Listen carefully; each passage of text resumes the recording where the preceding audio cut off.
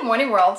Last week I talked about the reasons why I believe that adults with ADHD should be using a whiteboard, but I know that there's more to it than just saying, hey, you should do this. So today I am taking a little bit of time to give you a couple things about setting up your whiteboard. So five tips for setting up the whiteboard. One is to set aside 15 minutes, preferably at the end of your workday, to prep for tomorrow. But if you cannot do it at the end of the workday, do it make it the first thing you do at the beginning of the following workday. But ideally, set aside 15 minutes so that you could plan and start and work on and create your whiteboard for the following workday.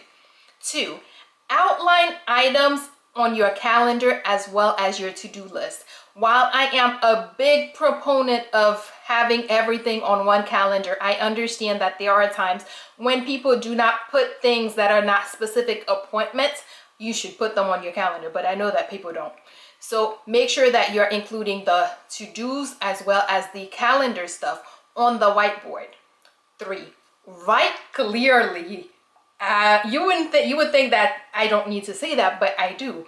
Write clearly, because the idea of the whiteboard is that everything is there at a glance. So if you're not writing clearly, or if you're abbreviating things, then that you will later forget and have to spend time trying to figure out what you meant.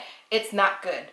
You need to write clearly and make sure that everything has its own block of time. So that means writing from 9:30 to 8:57, if that's your time frame.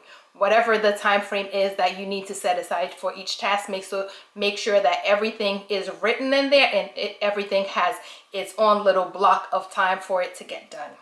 4, use color coding buttons. I like prioritizing things based on what they are about, but I'm not a fan of writing in too many different colors, because with ADHD, you know that any little thing that can distract you will distract you. So having a board that is so bright and color coded with so many different things can become a distraction.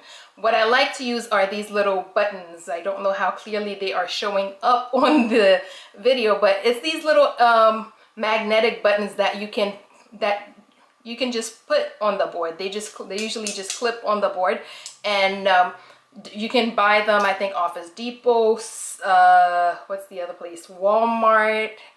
I don't know, any place that sells office supplies, or where they sell the dry erase boards. You can find you should be able to find the buttons. You should be able to find them in at least 3 or 4 different colors, which you don't really need to be having more than that as far as your color coding system. So use buttons to color codes instead of the marker, because too many distractions. And finally, keep all your supplies in the same location. A tray, a box, something right next to your box. So that means your buttons, your eraser, your markers, and that also means you cannot take your whiteboard markers to your meeting when you know you're going to need, or when they lose their marker and they're asking, does anyone have one? No, you don't, because if you take it out, you will probably forget to bring it, and next time, you know how that starts. So make sure that you keep all your stuff right there. That way, when it's time to work on your board, everything is right there and you just get started. Okay, so quick recap.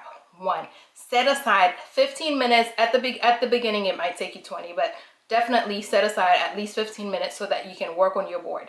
2, outline items on your calendar as well as on your to-do list to make sure that you put everything on the same board. And of course, you're going to be prioritizing, and which is where number 4 comes in. Write clearly and make sure that everything has a time frame. If you just put things on the board, it's still chaos. Have everything have a time frame, the same time frame that it is on your calendar, on your beeping calendars. That same time frame can work, but things that you didn't allocate a time for, make sure that when you're putting them on your board, you allocate a time for them, including your breaks.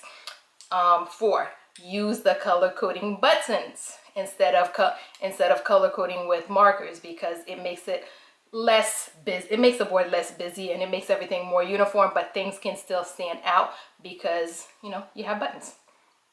And let's see, last one, keep your markers, your eraser, and your color coding buttons nearby. Keep them in a tray, keep them in a box, keep them anywhere right next to your board. That way they are always there right when you need them. They're going to be right there for you. And yep, that is all we have for today. Good morning, world. Have a great day.